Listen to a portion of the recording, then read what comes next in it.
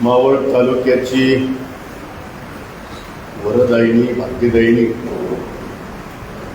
पवना बंदिस्त जलवाहिनी पवना नदी, त्या अनुषंगाने बंदिस्त जलवाहिनी प्रकल्पाच्या 1 मे 2008 रोजी सुरू झालेल्या प्रकल्पाला विरोध करण्यासाठी स्थापित झालेली सर्वपक्षीय विरोधी कृती समिती, या कृती समितीमध्ये ज्यांचं अनमोल असं योगदान आहे, किसान संघाच्या मार्फत पहिला लढा ज्यांनी सुरू केला ते वय वर्ष 95 आदरणीय शंकरदादा शेलार, या राज्याचे माजी मंत्री नामदार बाळाभाऊ वेगळे, काँग्रेस आयचे नेते दिलीपभाऊ ढमाले, शिवसेना जिल्हा प्रमुख माजी सन्माननीय मनचंद्रभाऊ खराडे,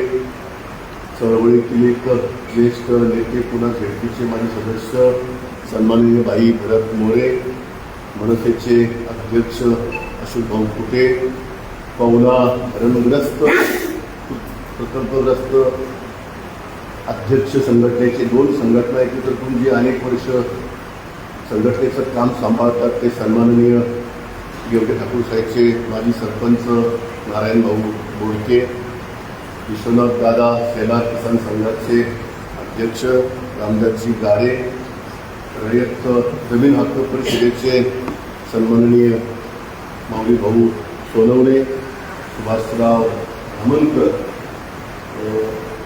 म्हणजे सुरुवातीपासून आंदोलनामध्ये सक्रिय असलेले युवक म्हणून आमचे पुतुर्ल्याचे सुपुत्र अमित शेठ कुंभार, शिवसेनेचे विद्यमान तालुका अध्यक्ष रामभाऊ सावंत, ज्यांनी या तालुक्याचं नेतृत्व केलं, आमच्यासारख्या कार्यकर्त्यांना घडवलं, त्या तालुक्याचे भीष्माचार्य स्वर्गीय केशवरावजी वाडेकर साहेब यांच्या कन्या नितीताई जाधव, मावळ तालुक्याचे ज्येष्ठ नेते माजी सभापती, या आंदोलनाचे एक जे सक्रिय नेतृत्व आदरणीय एकनाथजी पिळे भाऊ, माजी सरपंच गवंजे आणि या चळवळीतले एक नेता यशवंतभाऊ बोडके, ज्यांनी परवाच्या आपल्या 1 तारखेच्या आंदोलनामध्ये अतिशय अनमोल अशा प्रकारचं आपल्या सर्वांना या प्रश्नाच्या अनुषंगाने अभ्यासपूर्वक मार्गदर्शन केलं. तळेगाव नगरीचे नगराध्यक्ष माजी भाऊ किशोर भाऊ, सरपंच गुलाबभाऊ पोपटराव, आणि या पत्रकार परिषदेला शिवसेनेचे नेते शेजारी चुकून झाले दिल्ली व्यक्त करतो, खिदाळीचा कार्यकर्ता या आंदोलनातला की भारतभाऊ ठाकूर, आणि सर्व दैनिकांचे पत्रकार बंधू आणि भगिनी. आपल्याला सर्वांना ज्ञात आहे की पत्रकार परिषद कोणत्या पार्श्वभूमीला होत आहे. मागच्या 15 किंबहुना महिनाभरापासून मीडियाला जे काही बंदिस्त जलवाहिनी प्रकल्प पुढं नेण्याच्या अनुषंगाने पिंपरी चिंचवडवरून बातम्या लागलेल्या होत्या, आणि त्या अनुषंगाने मावळमध्ये देखील आपल्या बरीच मोठी खळबळ, शेतकऱ्यांच्या मध्ये नागरिक असतील, विद्यार्थी असतील, कामगार असतील, शेतमजूर असेल, आत्मधारक असेल, सर्व स्तरामध्ये फार मोठ्या प्रतिक्रिया उमटल्या. एक संतापाची लाट होती, संतापाची भावना होती. आणि मग अशी म्हटल्याप्रमाणे 1 मे 2008 पासून या आंदोलनाला सुरुवात झाली. 9 ऑगस्ट 11ला गोळीबार झाला. हा लोकशाही प्रधान देश आहे, आणि लोकशाहीच्या मार्गाने आंदोलन चालू असताना संदीप कर्णिकसारखा एक IPS अधिकारी की ज्याला हे आंदोलन हाताळत आलं, त्याचं अपयश आणि त्याचं पर्यवसान 3 शेतकरी शहीद होण्यामध्ये झालेलं आहे. हे तत्कालीन मुख्यमंत्री पृथ्वीराज चव्हाण साहेबांनी हा प्रकल्प स्थगित केला, आणि आत्ता मात्र हा प्रकल्प सुरू होण्याच्या अनुषंगाने ज्या काही हालचाली सुरू होत्या, आणि येत्या 3 जुलैला मंत्रालयामध्ये माननीय मुख्यमंत्र्यांच्या अध्यक्षतेखाली त्या अनुषंगाने प्रकल्प पुढे नेण्याच्या संदर्भामध्ये जी मीटिंग महत्त्वाची लागली, त्याच्यामध्ये आपल्या तालुक्यामधून नामदार बाळाभाऊ असतील आणि विद्यमान आमदार शेळके असतील, अधिकृत पत्रानुसार ते दोघंजण आपले निमंत्रित तालुक्याचे प्रतिनिधी उपस्थित होते आणि परवा 1 जुलैला आपण या तालुक्यातल्या सर्वपक्षीय नेते कार्यकर्त्यांनी पंचायत समिती मावळ समोर एक फार मोठं निषेध आंदोलन केले. त्याच्या मागची भूमिका ही होती की आमचा या तालुक्यातल्या जनतेचा, शेतकऱ्यांचा या प्रकल्पाला खऱ्या अर्थाने काल विरोध होता, आज विरोध आहे आणि उद्याही असणार आहे. या अनुषंगाने आपण सर्वांनी अत्यंत मौलिक अशा प्रकारचे विचार आणि पर्याय सरकारला आपण दिलेले आहेत. खरं तर 55 वर्ष ज्या नगरपालिकेने हे पाणी पिलं आणि 3 ग्रामपंचायती असलेली आज जगातली एक अत्यंत 1 नंबरची श्रीमंत असलेली ही महानगरपालिका जी अस्तित्वात आलेली आहे ती केवळ पवनेच्या पाण्यावरती आलेली आहे. आणि असं असताना सुद्धा मी उदाहरण दिलं की 1 महिन्यापूर्वी 15 दिवसापूर्वी खडकीमध्ये देशी दारू करून 10 लोक मेले, पण 55 वर्षामध्ये की पवनेच्या पाण्यामुळं कुणी मेलं अशा प्रकारची दुर्घटना घडलेली नाही. मग तरी सुद्धा सरकार बंद जलवाहिनी हा एक काय प्रकार आहे, काय खेळ आहे ते कळत नाही.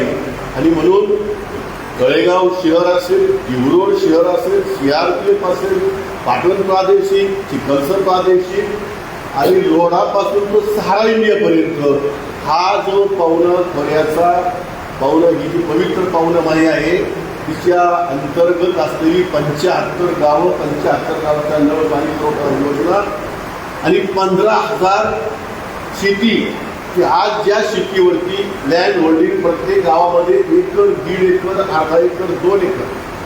आमच्या पर्यातला मोठा शेतकरी हा 2 एकरचा आहे, तो एकरचा आहे आणि त्याच्या त्या 1 एकरच्या शेतीवरती कुटुंबातली 10 माणसांचा उदरनिर्वाह चालतो. घरातली बाया बापड्या किंवा जो कोणी तरुण असेल तो शेतामध्ये दिवसभर काम करतो, टोमॅटो, भाजीपाला, गहू, ऊस ही पिकं घेतो आणि म्हणून त्या 10 माणसाच्या कुटुंबाचा उदरनिर्वाह त्या 1 एकर, 2 एकरावरती चाललेला आहे. म्हणून मग अशी म्हणतात त्याप्रमाणे आज भारत देशाची जी फुलशेतीची म्हणजे जी परकीय चलन आपल्याला मिळतं ते देशाच्या एकूण 1/3 1/3 फुलशेतीमध्ये भारत देशाला इकॉनॉमी देणारा हा मावळ तालुका आहे.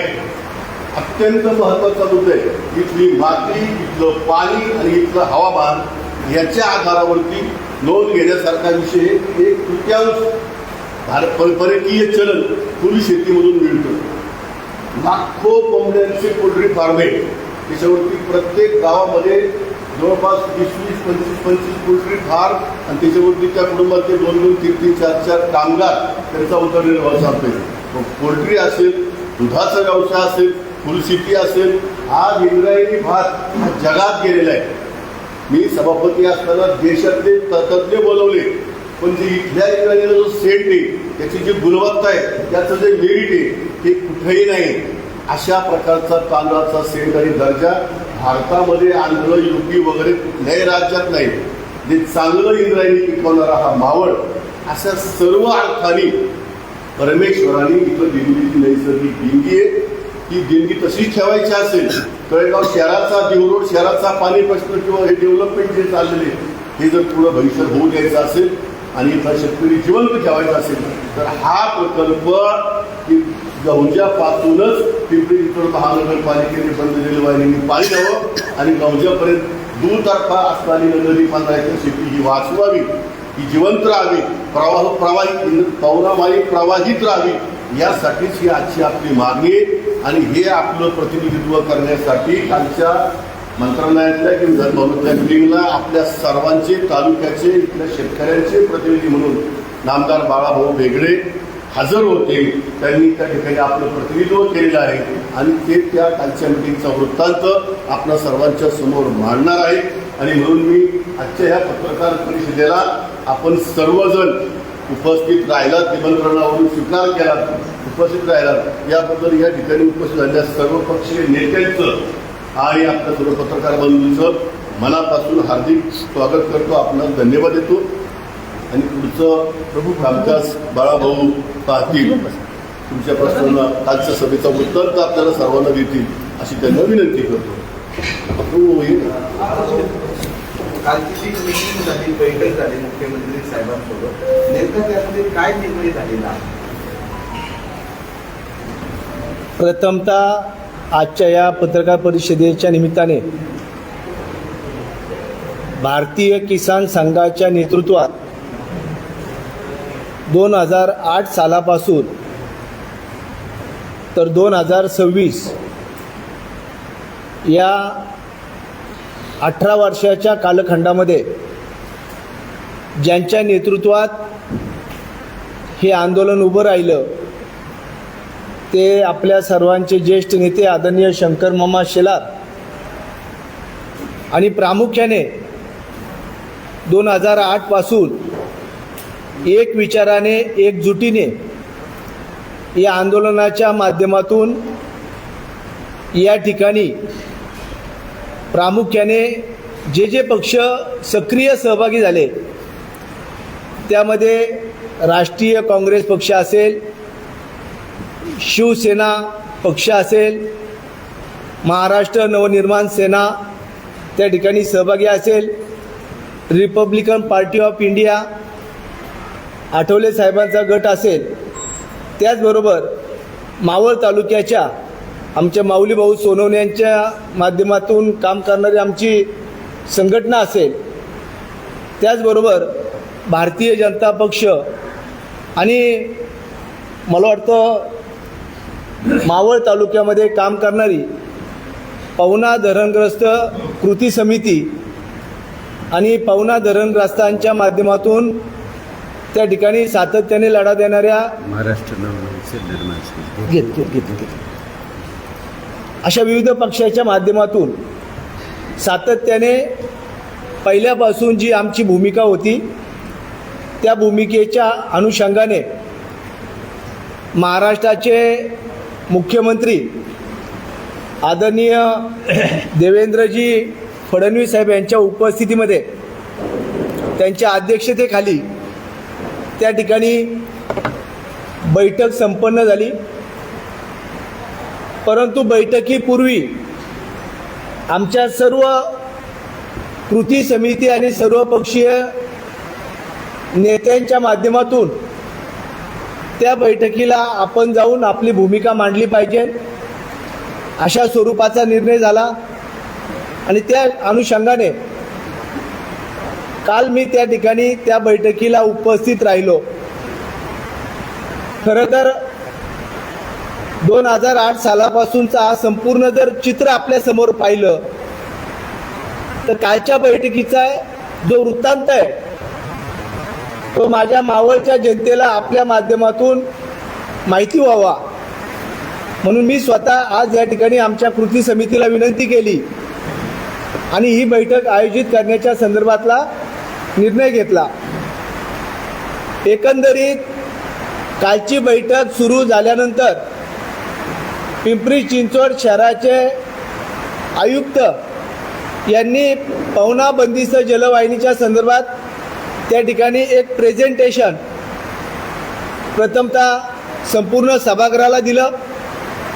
त्यानंतर खासदार यांनी त्या ठिकाणी आपली भूमिका मांडली आणि खासदारांच्या भूमिकेनंतर त्या ठिकाणी मी आपल्या सर्वांच्या ज्या प्रतिक्रिया होत्या धरणे आंदोलनामध्ये जी भूमिका सर्वपक्षीय पदाधिकाऱ्यांनी मांडली होती त्या अनुषंगाने त्या बैठकीमध्ये माझी भूमिका मांडायला सुरुवात केली.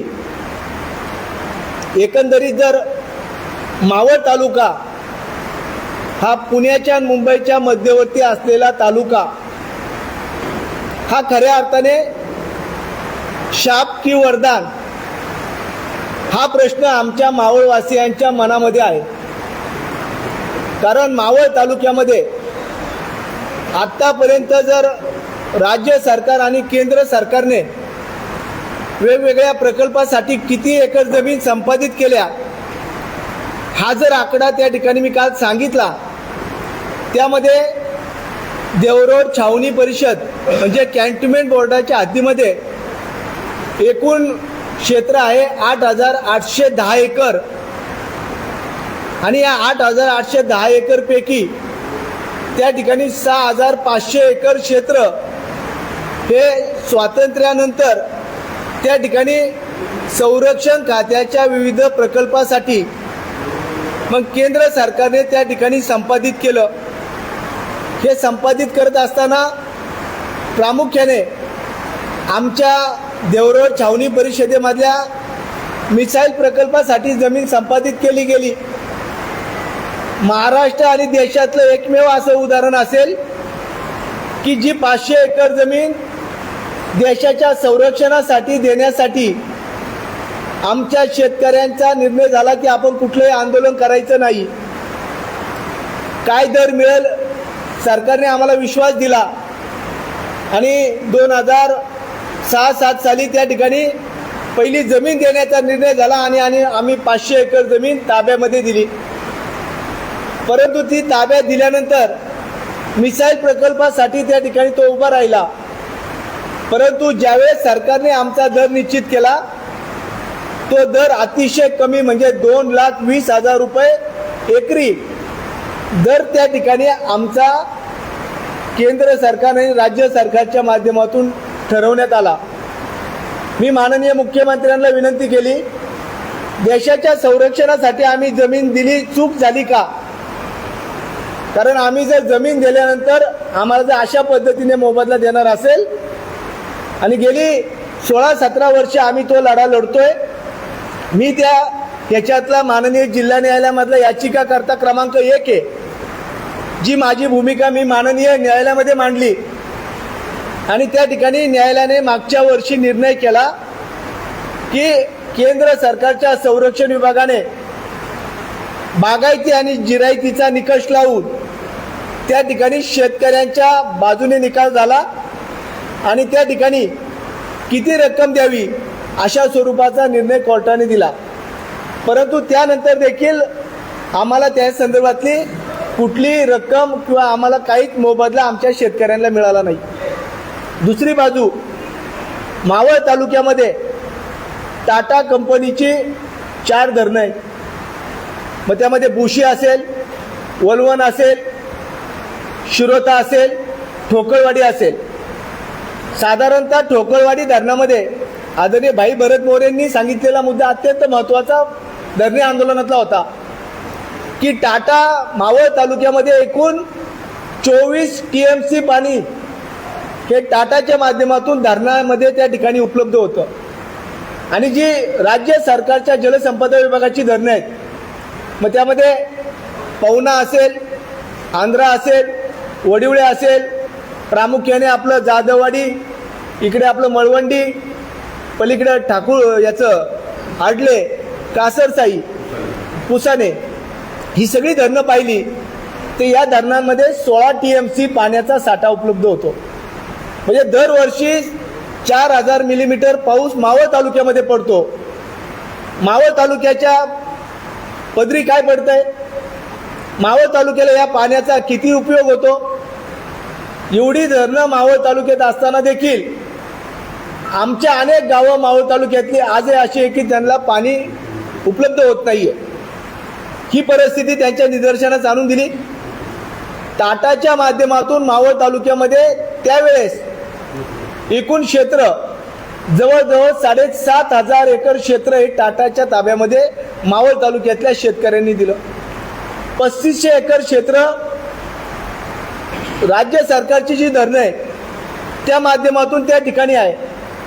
म्हणजे हा आकडा पाहिला आणि याला धरून MIDC जी टप्पा क्रमांक 1, 2, 3, 4, 5 प्रस्तावित बौर हे जर सगळं पाहिलं तर महाराष्ट्र राज्य औद्योगिक विकास महामंडळाच्या करता मावळ तालुक्यामध्ये जवळजवळ 8 ते 8,500 एकर क्षेत्र हे आत्तापर्यंत संपादित झालंय आणि बौरचं प्रस्तावित 1100 ते 1200 एकर क्षेत्र होणार आहे असं त्या ठिकाणी समजतंय. त्याचबरोबर जो मुंबई पुणे राष्ट्रीय महामार्ग आणि 2,25 एकर क्षेत्र म्हणजे 600 एकर जुन्या राष्ट्रीय महामार्गाला, 600 एकर द्रुतगती महामार्गाला आणि जवळजवळ रेल्वेसाठी देखील 800 ते 1000 एकर संपादित झाले. म्हणून मी माननीय मुख्यमंत्री, आपल्या मावळ तालुक्यामध्ये CRPFचा कॅम्प आहे, आपल्या मावळ तालुक्यात एअरफोर्सचा कॅम्प आहे. आज मावळ तालुक्याने राज्याला देशाला हिताच्या करता त्याग केलाय, बलिदान केलंय. आणि अशा परिस्थितीत आजही आमच्या मावळ तालुक्यातले प्रश्न जर प्रलंबित राहत असेल आणि विकासाच्या माध्यमातून राज्य सरकार आणि केंद्र सरकार एवढ्या जमिनी घेत असेल, तर कुठेतरी आम्हाला मनामध्ये आमच्या शंका येते की मावळ तालुक्यामध्ये मुंबई पुण्याच्या मध्यवर्ती असल्यामुळं हा शाप की वरदान हा आमच्या समोर प्रश्न निर्माण झालेला आहे. आणि याच अनुषंगाने काल पवना बंदिस्त जलवाहिनीच्या बैठकीमध्ये हे मुद्दे त्या ठिकाणी आपण सांगितले. म्हणून आमची चूक झाली का? 1972ला पवना धरणाच्या करता त्या ठिकाणी आम्ही जमीन दिली. 1976ला राज्य सरकारने पुनर्वसन कायदा आणला. 1979 1983ला त्या 19 गावातल्या आमच्या शेतकऱ्यांनी ज्या जमिनी जलसंपदा विभागाला दिल्या, त्या 19 गावातल्या शेतकऱ्यांना विस्थापित व्हावं लागलं. स्वतःचं घर दार जमीन सगळं सोडून वेगवेगळ्या ठिकाणी जावं लागलं. प्रत्येकाच्या आयुष्यातला हा सगळ्यात कठीण प्रसंग असतो. ज्यावेळेस आपलं आयुष्य ज्या घरात असतं ते घर सोडावं लागतं, कुटुंबाला त्या ठिकाणाहून दुसरीकडे जावं लागतं, त्यावेळेस त्या कुटुंबाची अवस्था काय झाली असेल. तो त्याग आम्ही केला. त्या त्यागाच्या माध्यमातून पवना धरण उभं राहिलं. 50 वर्षापूर्वीच्या या संपूर्ण कालखंडामध्ये ज्या 340 शेतकऱ्यांना जमिनी तत्कालीन सरकारने दिला, त्या काळामध्ये 340 शेतकऱ्यांना जमीन दिली. मग ती जमीन कुठे दिली?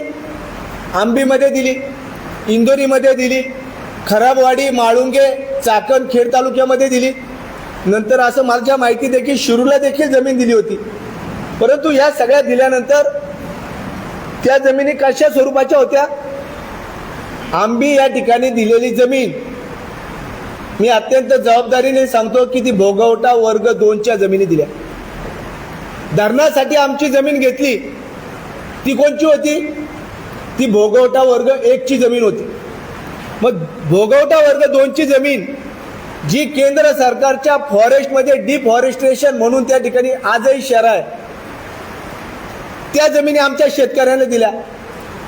आणि शेवटी माणूस उपजीविकेच्या माध्यमातून काहीच मिळत नसेल तर पुढे जे तुटपुंजी जमीन आहे ती विकतो आणि त्या माध्यमातून बाबा आपलं काहीतरी उपजीविकेचं साधन निर्माण करतो. आमच्या त्या शेतकऱ्यांनी त्यावेळेस ती जमीन दिली.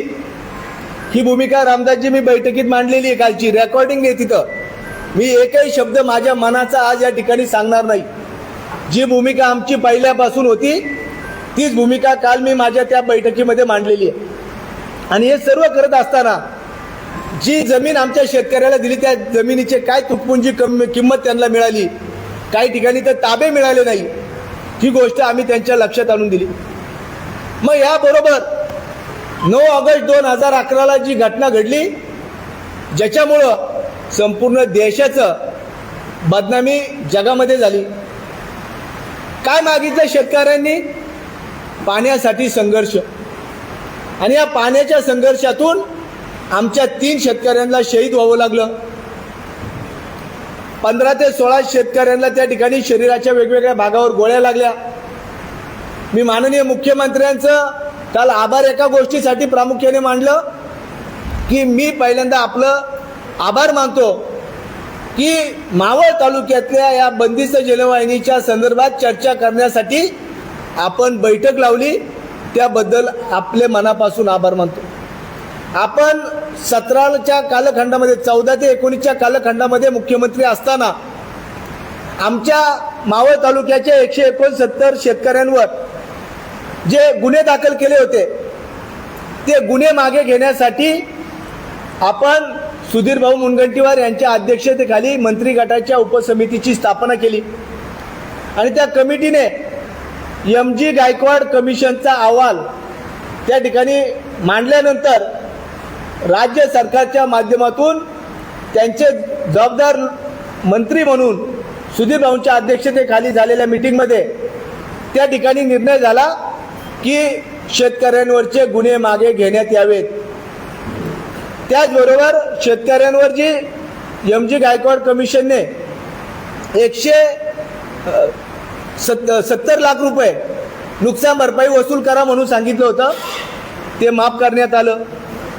त्याबद्दल देखील मुख्यमंत्र्यांचे आभार मानले आणि त्याला धरून तो कोर्टामध्ये सरकारी वकिलांनी बाजू मांडल्यानंतर आमच्या शेतकऱ्यांवरचे गुन्हे किंवा शेतकऱ्यांच्या विषयाच्या ज्या गुन्हे दाखल झाले कोर्टाने निर्दोष मुक्तता करण्याची भूमिका त्या ठिकाणी घेतली. हा संपूर्ण जर कालखंड पाहिला तर त्यावेळेस आम्ही विरोधी पक्षामध्ये होतो आणि आपण देखील त्या ठिकाणी भूमिका घेतली. त्यामुळं आमची विनंती त्या ठिकाणी होती की आमचा पहिल्यापासून जो विरोध आहे तो विरोध कायम आहे. ही भूमिका काल झालेल्या बैठकीमध्ये मी त्या ठिकाणी मांडलेली आहे. कारण शेवटी तालुक्याच्या शेतकऱ्याच्या हिताच्या दृष्टीने जी कृती समिती गेली 18-20 वर्ष काम करते त्या कृती समिती किंवा तालुक्याच्या शेतकऱ्याच्या विश्वासाला तडा जाणार नाही. जी भूमिका आमची ठरली होती ती भूमिका आम्ही त्या ठिकाणी मांडली. शेवटी राज्य सरकारचे प्रमुख म्हणून मुख्यमंत्री त्या ठिकाणी होते. त्यांना काय भूमिका मांडायची त्यांनी राज्य सरकारचे प्रमुख म्हणून त्या ठिकाणी मांडली. पिंपरी चिंचवडकरांची भूमिका त्या ठिकाणी एक विचाराने होते की आम्हाला बंदिस्त पाईपलाईनद्वारे पाणी मिळावं, परंतु आमचं पाण्याला विरोध नाही. आमची पहिल्यापासून मागणी आहे की पिंपरी चिंचवडला पाणी मिळावं, परंतु एका बाजूला पिंपरी चिंचवडला पाणी मिळत असताना ते कुठून मिळावं, कसं मिळावं, हे जर योग्य वेळी चर्चा झाली असती तर हा प्रश्न त्यावेळेसच सुटला असता. परंतु कुठेतरी याला चुकीच्या पद्धतीने गालबोट लागलं आणि हा प्रसंग आजपर्यंत प्रलंबित आहे.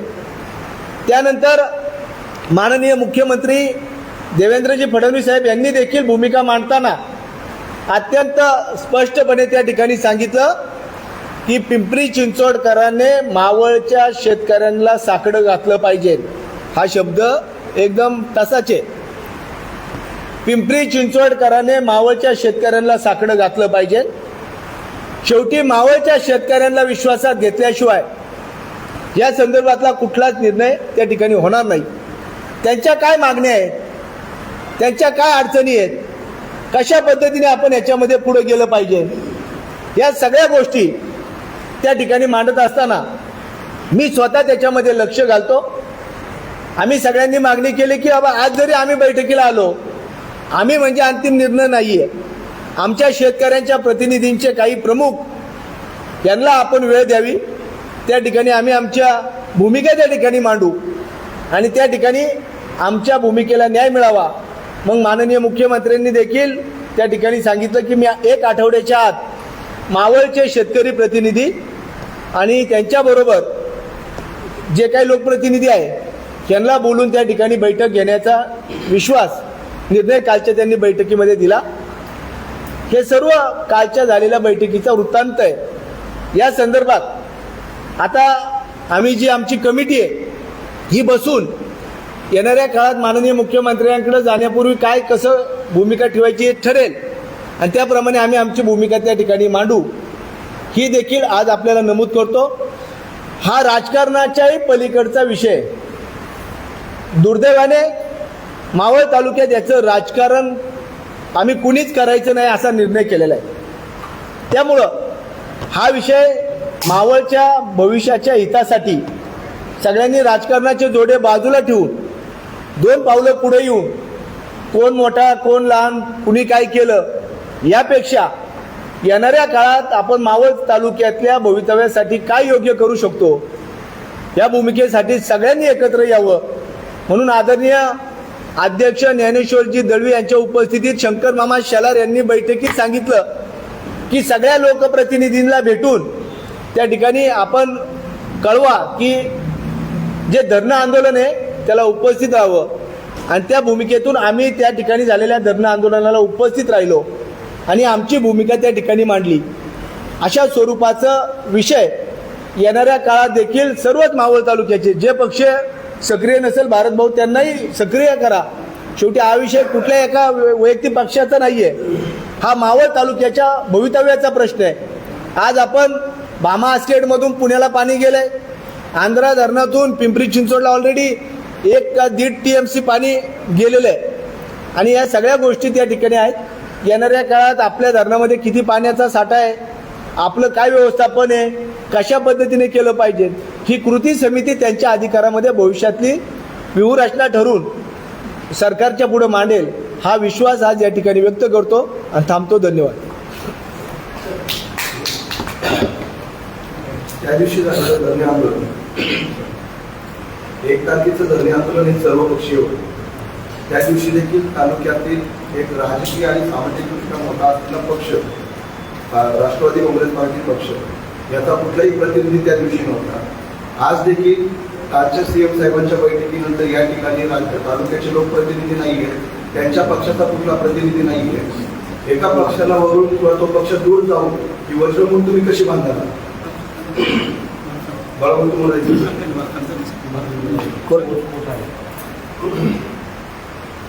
प्रथमतः आत्ता बाळाभाऊंनी जो वृत्तांत सांगितलं मिटिंगचा, तर त्या मिटिंगच्या वृत्तांताचं पहिले स्वागत करतो आणि खऱ्या अर्थानं शेतकऱ्यांना दिलासा देणाऱ्या गोष्टी याच्यामध्ये आम्ही कुणालाच बाजूला ठेवणार नाही किंवा ठेवलेलं नाही. त्या दिवशी जी मिटिंग 3 तारखेला होणार आहे, हे फक्त लोकप्रतिनिधी बोलवले म्हणून आम्ही तातडीने या ठिकाणी पत्रकार परिषद घेतली आणि या ठिकाणी ठरलं की सगळ्या पक्षांना बरोबर घेऊन आम्ही काम करणार. आम्ही कृती समितीमध्ये पहिल्यापासूनच काम करतोय.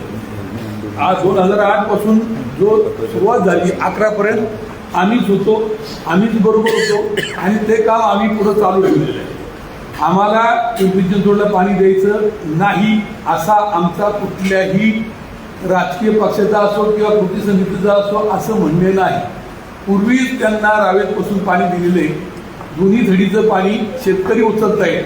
आज आपल्याकडे कंपन्या झालेल्या आहेत आणि ह्या सगळ्या गोष्टी असताना त्या मिटिंगचा वृत्तांत देत असताना तुम्ही विचारलेल्या प्रश्नाचं उत्तर असं आहे की मी स्वतः त्या ठिकाणी हे पत्र तहसीलदाराला दिलेले, तहसीलदाराला दिलेली तारीख 29, त्याचप्रमाणे आपले लोकनेते सुनीलांना शेळके यांना आमदारांना पत्र दिलेलं तारीख 29 आणि त्याचप्रमाणे खासदार श्रीरंग बारणे यांना पत्र दिलेली तारीख 30, त्याचप्रमाणे बाळाभाऊ वेगळे माजी मंत्री यांना दिलेली तारीख 30. आता याच्या व्यतिरिक्त आम्ही कुणाला पत्र दिलेलं नाहीये, बाकी सगळे इथंच होते. हे तिकडं जाणारी मंडळी आहेत, यांना हे पत्र आम्ही आधीच दिलं होतं किंवा सर्वांनी या धरणे आंदोलनामध्ये सामील व्हावं असं त्यांच्या आमच्याकडे पोच आहे. त्याच्यामुळं मला असं वाटतं की आपण कुणाला वाईट, कुणाला मोठं, कुणाला बारीक म्हणण्यापेक्षा माणूस हा सर्वात प्रथम आहे आणि ह्या मावळच्या पवना नदीला जे राहणार आहेत ते नुसते आम्हीच आहेत का कृती समितीचेच आहेत का कुठले विशिष्ट पक्षाचे आहेत का? आम्ही सर्व पक्षाची माणसं, सर्व शेतकरी, सर्व धरणात गाडून घेतलेले शेतकरी हे आम्ही ह्या धरणापर्यंत अवलंबून आहे आणि म्हणून कुणीही राग रुसवा न घेता ह्या पाण्याचा प्रश्न पूर्वी सुद्धा आम्ही सर्वांनी उचलून धरला. त्याच्यामध्ये अण्णा पण होते पूर्वी. तर ह्या सर्व गोष्टी आम्ही कळकळीने सांगतो, आदरपूर्वक सांगतो की कुणी बाजूला न राहता याच्यामध्ये सर्वांनी विलीन होऊन आपल्या पहिला प्रश्न आहे की पवना धरणाच्या पाण्याचा बचाव करणे आणि त्याच्यामुळं आता तो तुमच्या संख्येचं निरीक्षण झालं की बाबा आम्ही एकमेकांच्या बद्दल आणि आमच्या पत्रकारांबद्दल तुम्ही निमंत्रण दिलं तरी देखील ते उपस्थित राहिले नाही, असं कसं आपलं होतं? त्यांना निमंत्रण पुस्तक होतं तरी पण ते उपस्थित राहिले नाही, बरोबर ना? हा म्हणजे हे आम्ही दिलेलं आहे ना, काय पोच आहे ना, तुम्ही घ्या. तेच विचार होतं की त्यांना निमंत्रण दिलं होतं पण ते उपस्थित राहिले. हो, तुमच्या प्रश्नाचं उत्तर एक होतं. तुमचा प्रश्न काय होता? एक पक्षी येता बरोबर, 8 पासून गुन्हेगार होतं. ही जी आज मंडळी हीच जी काल नाही आज नाही ती केव्हाही होती आणि आजही आहे. आंदोलन जेव्हा वाढायचंय ते ह्या मिनिटात जेव्हा कोण आला कोण नाही आला ते कालही नव्हते आणि आजही नाही. माझा प्रश्न लक्षात घ्या. माझं राहिलं एकीकडं पिंपरी चिंचवडचे सगळे लोकप्रतिनिधी झाडून सगळे लोकप्रतिनिधी कालच्या बैठकीला तर फक्त नगरसेवक यायचे राहिले होते. विरोधी पक्ष नेता सभागृह नेता सगळेजण कालच्या बैठकीला होते. दुसरीकडे मावळ तालुक्यातले लोकप्रतिनिधी म्हणून फक्त 2 व्यक्तींना बोलवण्यात आलं. जिल्हा परिषदेचे सदस्य, पंचायत समितीचे सदस्य, सभापती हे देखील त्या लोकांचे प्रतिनिधित्व आहे. त्यांना अधिकृतपणे का बोलवण्यात आलं नाही? आणि दुसरीकडे तालुक्यामध्ये देखील लोकप्रतिनिधींची एकजूट दिसत नाही. तरी एकजूटच दिसली नाही, एकजुटीने त्यांना बोलवलं गेलं नाही. तर तुमच्या दुकडीचा फायदा सरकार का नाही? आणि विशिष्ट आता आपण बोलवलेले ठाकूर एक मिनिट. लोकप्रतिनिधी म्हणून आमदार त्यांची भूमिका मांडता येते, ती पण आमच्या भूमिकेच्या प्रमाणेच आहे. यापुढील काळामध्ये त्यांनी या आमच्या आंदोलनात सहभागी व्हावे म्हणून आम्ही कृती समितीचे अध्यक्ष आम्ही त्यांना तशा प्रकारची विनंती करू. संपला. पिंपरी चिंचवड शहराला पाणी पुरवठा व्हावा म्हणून तसं पोलिसनं प्रयत्न करत आहे. तसंच आता ते कुटवाडी धरणाचं देखील पाणी मिळावं यासाठी तो प्रयत्न करत आहेत. समाज माध्यमावरती काल एक पोस्ट पडली होती भोसरीच्या समाज संघाच्या आमदार महिला राणी यांनी जलसंपदा विभागाने अशा प्रकारचा सर्वे करावा. त्या सर्वेतून कुटवाडी धरणाचं पाणी किती राहतंय का असा प्रयत्न करतायत. जसं आता विषयाने विचारलं की तुमच्या शहरातले सगळे लोकप्रतिनिधी झटून यासाठी प्रयत्न करतात की पिंपरीचं पाणी मिळावं. मावळात मात्र वेगळा दिसतोय. इथले लोकप्रतिनिधी मावळातलं पाणी मावळात राहावं यासाठी सामूहिकपणे प्रयत्न करणं काय शकते. आत्ताच खराडे साहेबांनी सांगितल्याप्रमाणे येणाऱ्या काळामध्ये मावळ तालुक्यातले सगळे लोकप्रतिनिधी त्यांना एकत्र घेऊन मावळ तालुक्याच्या हितासाठी आमदार असतील आम्ही सगळे असू एकत्र बसून एकजुटीने मावळच्या हितासाठी हा लढा कायमस्वरूपी त्या ठिकाणी चालू ठेवू. माझा प्रश्न असा आहे पवनेतून पाणी मागताय आता ठोकरवाडीचं पण मागताय. एक लक्षात घ्या, ठोकळवाडी धरण त्याचा करार महाराष्ट्र सरकारबरोबर टाटाचा झालेला आहे. आता ही माहिती तुमच्याकडून आम्हाला येते आज की ठोकळवाडी धरणातून पाणी मिळणार. भविष्य काळात पहिली गोष्ट मावळची भविष्याची लोकसंख्या जर डोळ्यासमोर ठेवली 2041ला पिंपरी चिंचवडची लोकसंख्या 1 कोटी होईल. त्यावेळेस मावळ तालुक्याची लोकसंख्या ही 25 लाखाच्या आसपास झालेली असेल. त्यावेळेस राष्ट्रीय पाणी वाटपाचं जे धोरण आहे ज्याच्यामध्ये नव्याने सुधारणा झाली 135 लिटर पाणी हे शहरी भागातला आणि 55 लिटर पाणी हे ग्रामीण भागाला असं सरकारी धोरण केंद्र सरकारचं झालेलं आहे. आणि हे संपूर्ण देशातल्या महापालिका आणि त्या भागातल्या जवळच्या ग्रामीण पट्ट्यासाठी लागू आहे. हा फक्त काही आपल्या इथला विषय नाही. परंतु याच्यात नक्कीच एक पॉलिसी मावळमधून ठरवावं लागेल की जे मी मगाशी सांगितलं आदरणीय भाई भरत मोरेंनी बैठकीमध्ये लक्षात आणून दिलं की ठोकळवाडी धरण हे मावळ तालुक्यातलं सर्वात मोठं धरण आहे की ज्या धरणाचा पाणी साठा हा साधारणतः 12 ते 14 TMC आहे. आणि मग मावळ तालुक्यात ही सगळी धरणं आहेत. याचा उपयोग मावळसाठी कसा करता येईल? पहिलं प्राधान्य मावळला कसं मिळेल? सरकारचा करार कधी संपणार आहे किंवा सरकारने लवकर करार संपवून मग पहिलं मावळला प्राधान्य द्यावं ही भविष्य काळातली पॉलिसी नक्की ठरवावं लागणार आहे. परंतु जरी त्यांनी तशी मागणी केली तरी देखील आमची मागणी अशी असेल की पहिली मावळची गरज पूर्ण होईपर्यंत कुठलाच निर्णय राज्य सरकारने पिंपरी चिंचवड असेल किंवा इतर भागासाठी करू नये. मावळच्या गरजेवर विचारतो की पवना बंद जलवाहिनीच्या पत्रकात मुख्यमंत्री असं म्हणाले किंवा ज्या काही प्रेस नोट समोर येतात त्याच्यामध्ये स्थानिक शेतकऱ्यांना विश्वासात घेऊन हा प्रकल्प मार्गी लावावा लागेल. पण हा प्रकल्प जर नाही झाला तर भविष्यातल्या पिढ्या आपल्याला करंट्या म्हणतील असे काहीतरी प्रेस नोटमधून वगैरे पुढे येते. मुख्यमंत्र्यांची भूमिका हा प्रकल्प करण्याच्या संदर्भात आहे की नाही की कसं आहे त्याच्याबद्दल थोडंसं वृत्तांत. मावळ तालुक्याच्या प्रथमतः शेतकऱ्यांच्या प्रतिनिधींच्या बरोबर बैठक होईल. मुख्यमंत्र्यांनी माननीय मुख्यमंत्र्यांनी भूमिका मांडताना पिंपरी चिंचवड हे मोठं शहर आहे, आशिया खंडातली 1 नंबरची महापालिका आहे, वाढतं नागरीकरण आहे आणि दूषित पाणी होतं आहे ते त्यांच्या तिथल्या ढिसाळ नियोजनामुळे होतं. हे काय मावळमुळं तिथलं पाणी ढिसाळ होत नाही आहे, प्रदूषित होत नाही आहे.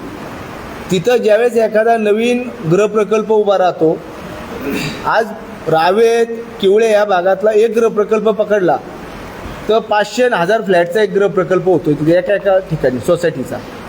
आणि जर 500 फ्लॅटचा झाला तर किमान 2000 ते 2500 लोक राहिले एका गृह प्रकल्पामध्ये येतात. आज आमची 4-5 गावं एकत्र ग्रामीणची करावी लागतात तेवढे एका त्या ठिकाणच्या गृह प्रकल्पामध्ये लोक राहिले आहेत. मग त्यांचं जे STP प्लॅन्ट आहे तिथले ते जर योग्य पद्धतीने कार्यान्वित झाले तर पाणी पवण्याच्या ह्याच्यामध्ये किंवा इंद्रायणीच्या ह्याच्या डोहामध्ये त्या ठिकाणी दूषित जाणार नाही. आता ते त्यांच्याकडच्या चुका त्या मावळवर लादू नये ही भूमिका देखील काल आम्ही त्या ठिकाणी मांडलेली आहे. त्यांचं नियोजन तिथं चुकलं आहे आणि तुम्ही मावळला दोषी धरताय हे चूक आहे, हे देखील आम्ही त्यांच्या लक्षात आणून दिलेलं आहे. मुख्यमंत्र्यांनी भूमिका मांडताना अत्यंत स्पष्ट भूमिका मांडलेली आहे की या गोष्टीमध्ये मावळ तालुक्यातल्या शेतकऱ्यांचं म्हणणे काय आहे याला पहिल्यांदा पिंपरी चिंचवड आणि राज्य सरकारने साकडं घातलं पाहिजे, त्यांची भूमिका समजून घेतली पाहिजे. जी काल आम्ही सांगितली, आता प्रमुख सगळे गेल्यावर अजून त्याची विस्तृत चर्चा होईल आणि त्याच्यानंतर आपण मग पिंपरी चिंचवडला पाणी मिळावं, तिथले गृह प्रकल्प मोठे होतात ते तिथं 600 MLD पाण्याची गरज आहे, ह्या सगळ्या गोष्टी त्याच्यानंतरच्या चर्चेतल्या आहेत. परंतु ह्याच्यामध्ये मुख्यमंत्र्यांनी पहिलं मावळच्या शेतकऱ्यांशी चर्चा करत असताना पिंपरी चिंचवडच्या लोकप्रतिनिधींनी देखील काल भूमिका मांडताना जोपर्यंत मावळ तालुक्यातल्या शेतकऱ्यांचा प्रश्न 100% समाधानकारक होत नाही तोपर्यंत आम्ही याच्यामध्ये कुठलंही पाऊल टाकणार नाही, ही भूमिका काल पिंपरी चिंचवडच्या देखील लोकप्रतिनिधींनी स्पष्ट मांडली. या प्रकल्पाच्या बद्दल काय होतं सुरुवातीपासून पवना बंद जलवाहिनी ही रोखली गेली आहे आणि पिंपरी चिंचवडकरांवरती अन्याय होतोय आणि तो अन्याय न कळतपणे शेतकऱ्यांच्या धोरणामुळे होतोय हे असं बिंबवण्याचा प्रयत्न करण्यात. मुळातच पवनीचं पाण्यावरती अधिकार पिंपरी चिंचवडकरांचा किती आहे आणि मावळकरांचा किती याच्याबद्दलची स्पष्टता आजपर्यंत कुठल्या प्रशासनाने किंवा शासनाने दिली नाही. एक मिनिट बघू, त्या धरणामध्ये 9-9.5 TMC पाणी येतंय, त्याच्यातलं ऑलमोस्ट 7 TMC पाणी जर 520 MLD रेग्युलरली धरलं तर 7 TMC पाणी पिंपरी चिंचवड उचलतंय. पिंपरी चिंचवड शहराची स्थापना नगरपालिकेची स्थापना 1982 ला झाली, ते धरण 1970 ला झालं. दोन बाजूला कालवे काढून शेती समृद्ध करण्यासाठी ते धरण झालं होतं. मग पिंपरी चिंचवडच्या पाण्यासाठी आज त्या धरणावरती अवलंबून राहायचं आणि त्याच्यातलं 7 TMC पाणी घेऊन जायचं त्याच्यासाठी 8 तास धरायचं, हेच मुळात चुकीचं आहे. हे तुम्ही का तिथं मांडत नाही? आत्ता आमची भूमिका कालच्या बैठकीच्या अनुषंगाने तीच आहे. पुढच्या बैठकीमध्ये आम्ही एकंदरीत पाणी किती उपलब्ध आहे त्यांना मी स्पष्ट करतो. यांनी जे प्रश्न मांडला तो प्रश्न असा आहे, मामा बोलतो, पिंपरी चिंचवड आपलं पवना धरण याची कपॅसिटी 10.5 TMC, त्याच्यातून 1.5 TMC 50 वर्षा 60 वर्षामध्ये गाळ आला. सरकारी आकडे येत आहे हे आपले तोंडी काही बोलत नाही मी. एक TMC पाणी बाष्पीभवन होतं म्हणजे गेले किती 2.5 TMC गेले. 10.5 TMC मधून 2.5 गेल्यानंतर किती राहिले? 8 TMC 8 राहिले. 8 TMC पाण्यातून पिंपरी चिंचवडनी सुरुवातीला 6 TMC पाणी 6 TMC पाण्याची मागणी केली, त्यांना 6 TMC पाणी दिलं. त्याच्यानंतर 3 वर्षापूर्वी पुन्हा 1 TMCची पाणी मागणी करून ते 1 TMC पाणी घेतलं म्हणजे 6.5 आणि 1 TMC म्हणजे 6.5 TMC गेले. 8 TMC मधून 7.5 गेल्यावर किती उरले? अर्धा TMC पाणी उरलं. अर्धा TMC पाण्यातून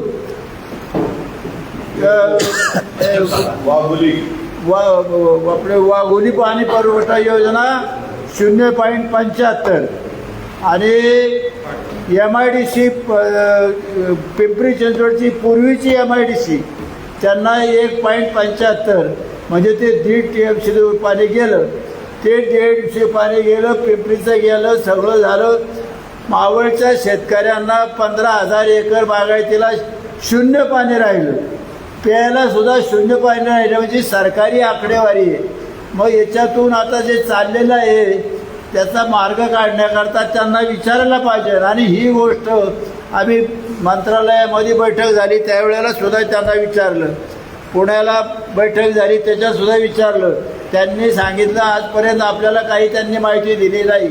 आम्ही माहिती मागवली होती किंवा तुम्ही हे पाण्याचं वितरण कसं केलं त्याची आम्हाला माहिती द्या, सगळी लेखी माहिती द्या. त्यांनी अजूनपर्यंत काही दिलेलं नाही.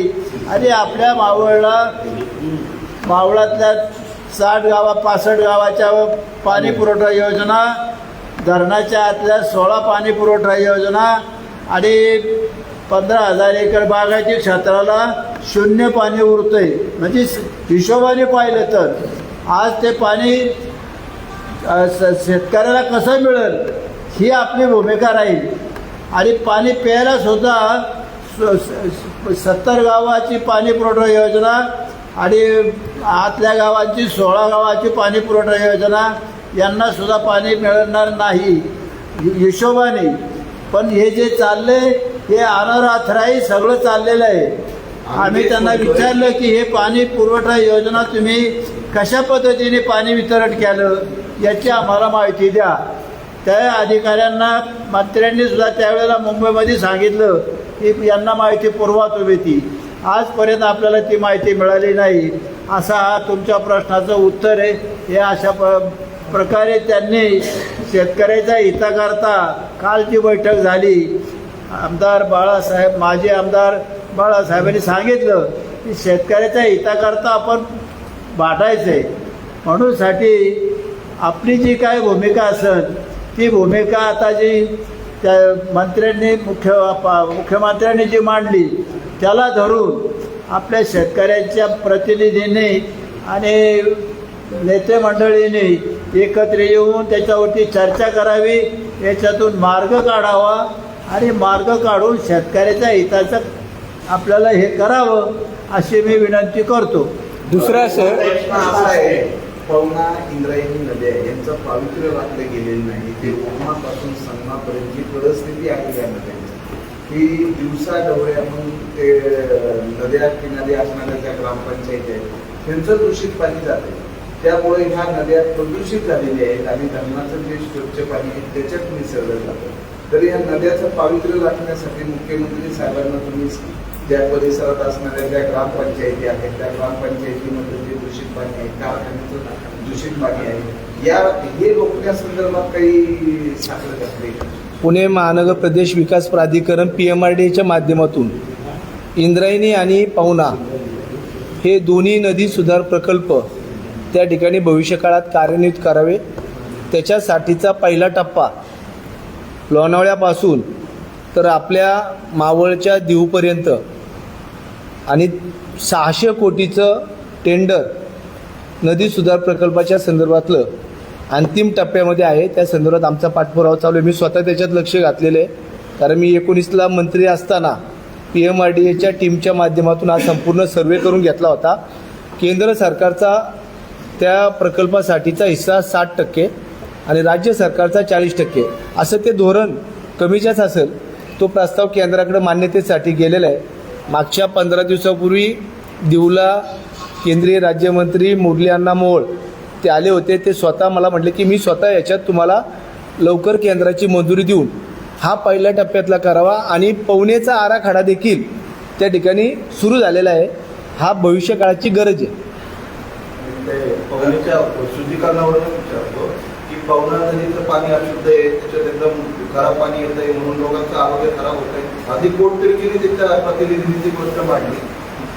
पाणी खराब होते म्हणून बंदिस्त जलवाहिनी हा पर्याय चुकीचा नाही. नमामि गंगा किंवा नदी स्वच्छता हे धोरण मावळ्यातल्या पवनीला लागू होत नाही का? सरकारने त्याचा विचार करणं आवश्यक आहे ना. आणि जी भारतीय किसान महासंघाची आजपर्यंतची मागणी होती पाण्याचं सहनीय पद्धतीने वाटप हे आजपर्यंत झालेलंच नाही.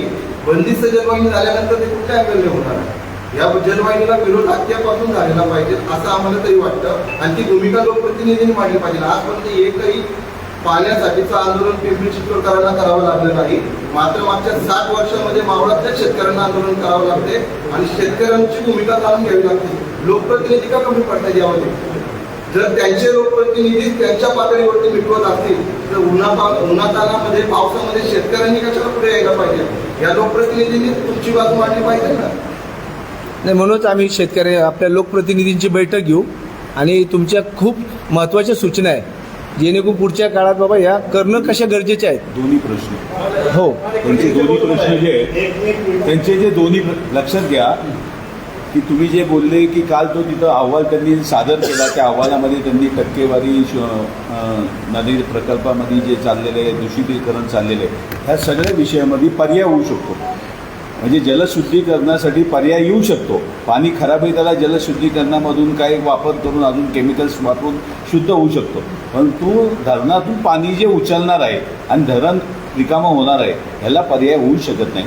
त्यामुळे ह्याविषयी आम्ही ठोस जी मागणी जी आहे, आणि तुमचा पहिला प्रश्न जो होता की हे धरण मुळात बांधले ते शेतकऱ्यांसाठी बंधारेद्वारे पाणी शेतकऱ्यांना देण्यासाठी झाले, हे दोन्ही विषय महत्त्वाचे आहेत. त्याच्यावरती आम्ही आता मुख्यमंत्रीची बैठक लावणार आहे. त्यामध्ये ते आमची जी संघटना जी आहे, दोन्ही संघटना आणि लोकप्रतिनिधी, आणि तिसरा विषय दुसरा विषय तुमचा जो होता लोकप्रतिनिधीचा, तो होईल ना. आता काय आहे, थंड वातावरण होतं, पावसाळं वातावरण आहे, त्यामध्ये अचानक या बंदिस्त जलवाहिनीने वातावरण पुरा गरम झालेलं आहे. हे आमची कालचे पहिली एक धरणं झालं. आजची तुमची प्रेस कॉन्फरन्स आहे कालची भूमिका सांगण्यासाठी. यानंतरच्या काळामध्ये सर्व यात सहभागी होतील. हा कुणाचा व्यक्तिगत प्रश्न नाही आहे, हा मावळच्या जनतेचा प्रश्न आहे. आता ते त्यांच्या पद्धतीने मानतात, हे आम्ही आमच्या पद्धतीने चाललो. उद्या एकत्रित झाल्याने आम्ही त्याचे प्रयत्न करू. ऐका, एक मिनिट मी सांगतो, ऐका ना. प्रकार असा आहे की पवना जे धरण बांधलंय ते 1971 साली बांधले. त्यावेळेला नगरपालिका अस्तित्वात होती, नंतर महानगरपालिका झाली. आता महानगरपालिकेचं कार्यक्षेत्र खूप वाढत चाललंय आणि माननीय मुख्यमंत्र्यांचं या ठिकाणी आपण आभार मानले पाहिजे की जो डॅम पूर्वी बांधलाय आणि त्या डॅमच्या जी स्थिती होती त्याचा स्टॉक किती होता आणि आता वापर किती होतोय. तर पिंपरी चिंचवड महानगरपालिकेला उद्या हा DPR त्यांचा नवीन सुरू झाला.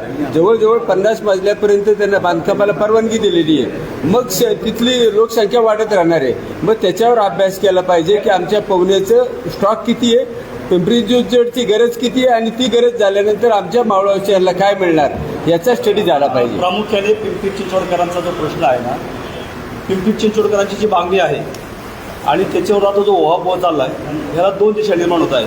पिंपरी चिंचवडकर मागत आहे शुद्ध पाणी, बरोबर, आणि शुद्ध पाण्याच्या पुरवठ्यासाठी बाळाभाऊंनी सांगितलं की तुम्ही त्याप्रमाणे उपाययोजना केली गेली पाहिजे. मुळामध्ये पिंपरी चिंचवडकरांनी STP प्लॅन्ट बसवले पाहिजे, पवण्याच्या उमापासून तर सागमापर्यंत, आणि तुमच्या नागरिकांना तुम्ही शुद्ध पाणी घेऊन गेलं पाहिजे. दुसरा प्रश्न निर्माण असा आहे, जर तुम्हाला पाणी साठ्याच्या उपलब्ध क्षमतेविषयी जर बोलायचं असेल तर मामांनी सविस्तर सांगितलं आत्ताच्या कालखंडामध्ये मावळकरांना पुरेसा पाणी साठा उपलब्ध नाही आहे. त्यामुळे भविष्यातील तुमच्या वाढत्या लोकसंख्येप्रमाणे मावळावरती तुम्ही पवना धरणाच्या पाण्याचा आठा धरू नये. तो धरल्या दोघं पण उपाशी राहतील, दोघे ताणलेले राहतील. त्याच्यामुळे एकाचे पण जर ताण भागेल अशा वेळी बाळाभाऊंनी तो उपाययोजना केली आहे. आपण कमीत कमी वेळामध्ये बाळाभाऊंनी सांगितलेल्याप्रमाणे आपण या ठिकाणी पत्रकार परिषदेत सर्व पत्रकार उपस्थित राहिले. त्याचप्रमाणे शेतकरी संघटनेचे, पवना धरण संघटनेचे आणि सर्वपक्षीय नेते या ठिकाणी कमीत कमी वेळामध्ये ह्या पत्रकार परिषदेत उपस्थित राहून बाळाभाऊंनी कालची भूमिका घेतली आणि बाळाभाऊंच्या बरोबर विद्यमान आमदार साहेबांनी देखील घेतली. याबद्दल पवना धरण समितीच्या वतीने आणि खासदार बाळणे साहेबांनी पण घेतली. आणि सर्वात महत्त्वाचं, मुख्यमंत्री साहेबांनी शेतकऱ्यांना प्रायोरिटी दिली, त्याबद्दल सर्व कृती समितीच्या वतीने कालच्या मीटिंगमध्ये झालेल्या वृत्तांतातील या सर्व प्रतिनिधींचं आणि आजच्या आमची भूमिका तुम्ही शासनापर्यंत आणि त्या पिंपरी चिंचवडकरांपर्यंत पोहोचणे महत्त्वाची भूमिका सर्व पत्रकार बंधू उपस्थित राहिलात. आपणा सर्वांचा या ठिकाणी आभार व्यक्त करून आजची पत्रकार परिषद संपली. प्रश्न घोषित केला होता 1974 साली धरणाचं पाणी अडवलं गेलं. त्याच्यावेळी खऱ्या अर्थानं पाण्याचं वाटप झालं. त्यावेळी नगरपालिकेची संख्या एवढी नव्हती. तर नगरपालिकेने ज्यावेळी त्यांची लोकवस्ती वाढली त्याचा विचार करून तसं मुंबई महानगरपालिकेने 6 धरण स्वतःचं पाणी आणि मग त्यांनी त्या शहराला पाणी पुरवलं. तसं चिंचवडवाल्यांनी केलं, असाच पुरवले. तुम्ही स्वतःचं पाणी इकडं उपलब्ध करा, नंतर चिंचवड पाणी येईल. आम्हाला अनेक दिवसापूर्वी त्यांनी अशा प्रकारचं आश्वासन दिलं. धरणाचे 5 फूट आम्ही उंची वाढवतो. आजपर्यंत फूट धरण तुम्ही घेऊये आणि पाण्याचा स्टॉक वाढल्यानंतर पाणी येईल. आता जर विचार केला तर 1982 सालापासून नगरपालिकेचं काम जोरात चालू झालं. त्याच्या अगोदर ते पाण्याचं वाटप झाले. त्याच पद्धतीने चिंचवड पाणी दिलं पाहिजे. बंदिस्त पाईपलाईन मधनं पाणी आमची घ्यायची इच्छा नाही, कारण हे पाणी नियमापेक्षा जास्त राहणार. त्यावेळी आम्हाला 1500 एकरला पाणी दिलं. आता तुम्ही जर पाणी नेलं तर शेतकऱ्यांना पाणी राहणार नाही. तुम्ही गेली 16-17 वर्ष हा संघर्ष चाललाय. मग नगरपालिकेने काय विचारणा केला की आम्हाला लागणाऱ्या पाण्याचा स्टॉक वरती वाढू. एवढ्या दिवसात त्यांना या गोष्टी पूर्ण करता आल्या असतात. तर आमचा शेतकऱ्यांचा सगळ्यांचा विरोध आहे. म्हणजे आता मंत्री महोदयांनी सांगितलं की आपल्याला सगळ्यांना विश्वासात घेतल्याशिवाय काय करणार नाही, परंतु आमच्या ज्या मागण्या आहेत त्या मान्य झाल्याशिवाय आम्ही कुठल्याच प्रकारे एक थेंब सुद्धा पाणी बंदिस्त पाईपलाईन मधनं जाऊन देणार नाही. कारण त्यांना कळायला पाहिजे होतं की आपल्याला पाणी लागतंच, एवढं पाणी लागतं, वस्ती एवढी वाटते. त्या पद्धतीने त्यांनी आतापर्यंत कुठलाच विचार केला नाही. त्यामुळे आमचा बंदिस्त नाही. या आंदोलनामध्ये पहिल्यापासून आदरणीय मामा आज 95 वय आणि त्यांना कळल्यानंतर ते घरून इकडे लगेच आले. हे आपल्या सगळ्यांसाठी ते एक अभिमानाची गोष्ट आहे. म्हणून सगळ्यांच्या वतीने मामांचा सत्कार आदरणीय फक्त मामाचं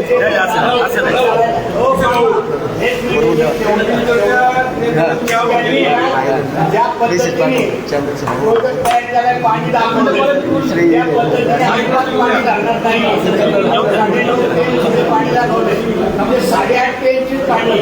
कारण आम्ही इरिगेशनवर बोलले ना दादांनी, हो टिळे सभापती दादा बोलले ना.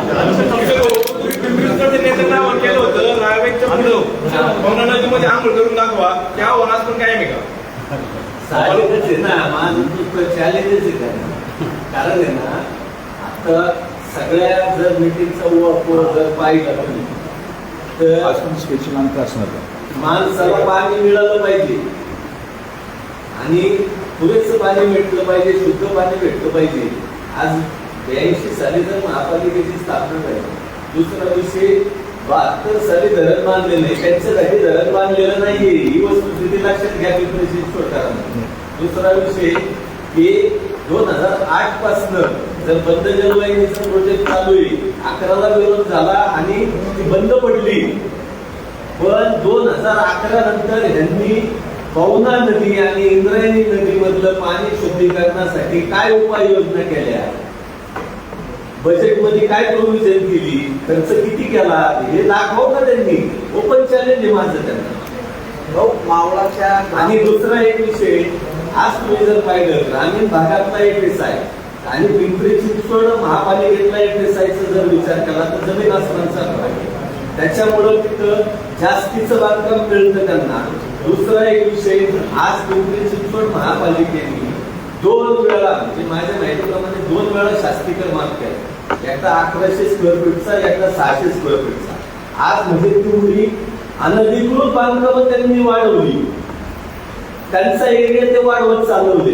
परंतु लोकसंख्येचं केंद्रीकरण झालंय. आज तिथं मूलभूत गरजा सुद्धा पूर्ण होत नाहीये. नागरिकांना त्यांची वाहनं रस्त्यावर लावायला लागतात. कचऱ्याची समस्या निर्माण झाली, कचरा डेपोच्या समस्या आहे. पाण्याची तर आहेच आहे, परंतु पाणी त्यांना द्यायचंय 24/7. आणि म्हणून आज जे ऐकू बातमी की ठोकळवाडीचं सुद्धा आम्ही पाणी घेणारी वितरणारी, याच्या आधी तुम्हाला हे सुचलं नाही का ठोकळवाडीचं पाणी न्यायचंय. आज अदानी सारख्या कंपनीचं जर आपल्या महाराष्ट्रामध्ये वीज, मग पिंपरी चिंचवडकरांनी टाटाच्या धरणावरचं जे विजेच्या माध्यमातून त्यांना जे इन्कम येतो तो इन्कम भरा तुम्ही टाटा धरणाला आणि ते पाणी घेऊन जावं तुम्ही पाणी बंद पाईपलाईन. नदीचं काय हा आमचा प्रश्न आहे, शेतकऱ्यांचं काय हा आमचा प्रश्न आहे. नदी का कोरडी करायची तुमच्यासाठी, तिचं अस्तित्व नाहीये का? म्हणून बंद जलवाहिनीला आमचा पूर्णपणे विरोध आहे. तुम्ही सगळ्यांनी मिळून आणि लोकप्रतिनिधी आहेतच आपले 2 खासदार पण ते तिथं जातील, धरणग्रस्तांच्या पूर्ण मागण्या मान्य करा आणि बंद जलवाहिनी रद्द झालीच पाहिजे, एवढी आमची 2च मागणी आहे. सर्वांचे मनापासून आभार.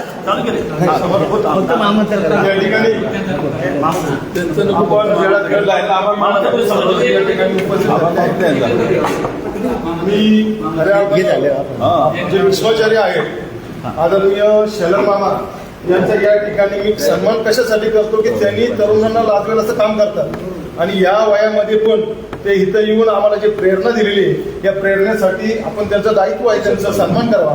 मी सर्व कृती समितीच्या वतीने बाळाभाऊ बेगडे यांना विनंती करतो आणि सर्व कृती समितीचे अध्यक्ष सर्व बस बसा मामा बस भाई आभार म्हणा. उभं राहायचं मामा तुम्हाला. बोला बोला